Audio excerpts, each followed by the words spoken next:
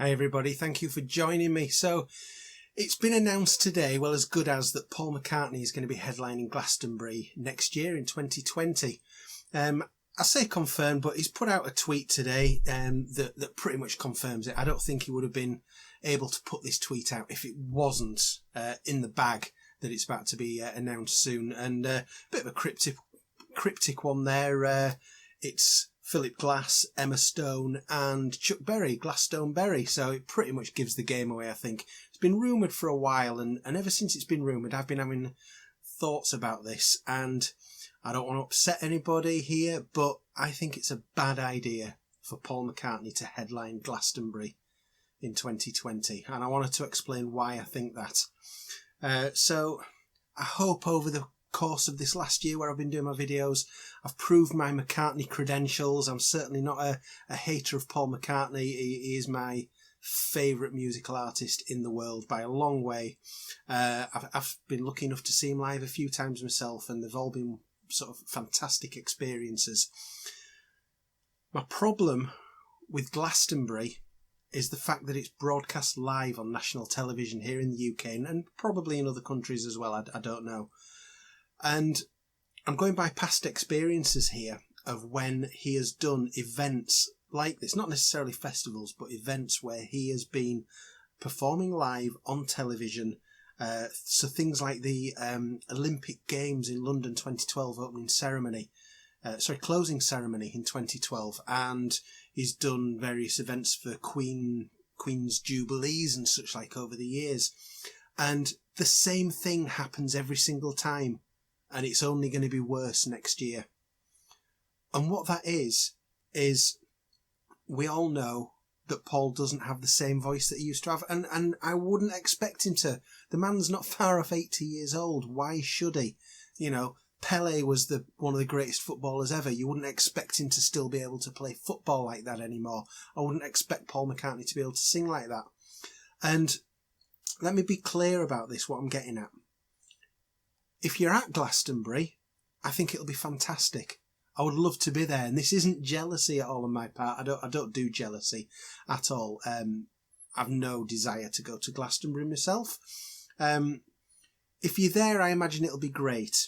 You know, coming through a massive PA, there's a lot of things that can be covered up. My problem is it being broadcast live on TV, and no matter who you are, it never sounds as good when it comes through television and gets broadcast into everybody's homes. And I'm afraid I know already what the reception's going to be like from the public when Paul does this concert.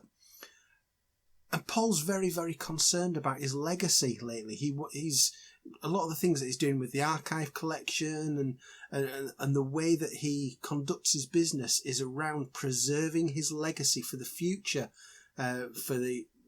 even for sort of long after he's no longer with us, which I hope is a long time away.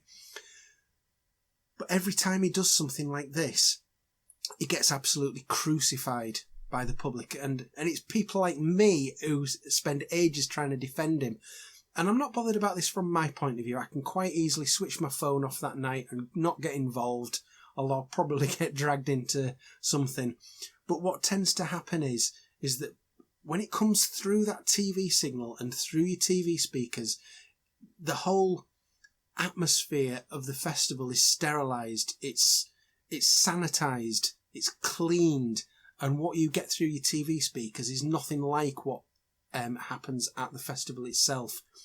And he always gets criticised because his voice isn't as great as it used to be. You know, he was one of the greatest live performers ever. And certainly when you look at something like Wings Over America 1976, he was at the peak of his performing powers live at that point. Now, even something like the Amoeba gig there, which was, I think that was 2007. So what would he have been then? He would have been 65 years old. He was in great voice then. He was fantastic. And that was only 3 years after he headlined Glastonbury the last time. And that Glastonbury show was fantastic. Absolutely loved it. But there's been a big change since then. And what's going to come through those TV screens is not going to help his legacy at all, I don't think. All people are going to be saying is, this is somebody who can't do it anymore. And he can if you're there. He absolutely can if you're there. It sounds great when you're at the concerts, but it's that coming through the TV signal that's something completely different when it comes through your TV speakers. And I'm worried that that's what his legacy is going to become with the general public, of being this person who can't do it anymore, when he can, but not to that extent. And he gets headlining Glastonbury slots. I feel like I'm being really negative here, and I don't want to be, because it's amazing that Paul is able to pull off something like getting a Glastonbury slot. It's incredible. It's a real testament to his place in the world, that somebody, I can't think of anybody else his age on their own who could do this. Mick Jagger needs the Rolling Stones behind him, and they could. I mean, they've done it pretty recently. I don't think they'll do it again, but they certainly could do. And they did a great show. But I don't think there's anybody else of Paul's age who could do that sort of solo show under their name. So it's fantastic for him that he's able to do that.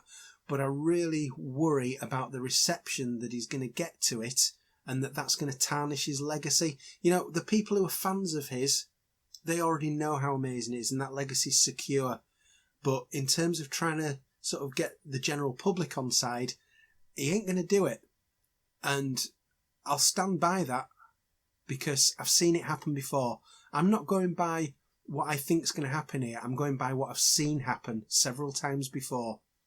And I get bombarded with messages, people saying, "Oh, you're a McCartney fan, look at this, he's singing out of tune, blah, blah, blah." And, I can take it, like I say, I can ignore all that stuff on the night, but I'm worried that that's the reception that people are having. I'm not worried about the effect it has on me, but that it's causing that reaction in people. And, it doesn't need the money. It doesn't need the kudos that he's going to get from it. I mean, for God's sake, the guy was one of the Beatles. He was half of Lennon and McCartney. He's got his place cemented in history. And, long after we're all gone, people won't remember a Glastonbury headlining slot by somebody who's, well, he'll have turned 79 by then, because it'll be late June.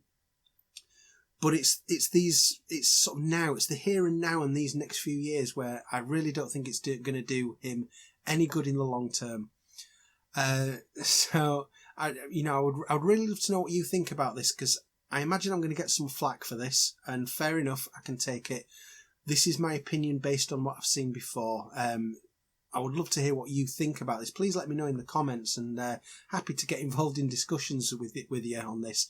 I hope it's a great show. I hope it's brilliant. Will they do some sort of technical trickery to improve the voice as it comes through the TV speakers? Because, again, that's what I'm talking about here, is the TV speakers, not at Glastonbury itself. I don't know. I hope it goes well for him. I just fear that it's going to turn a lot of people away from him. And, I just wanted to get that out there. So, anyway, thank you very much for listening, and I will see you very soon with hopefully a very more positive video next time. Thanks a lot. Bye-bye.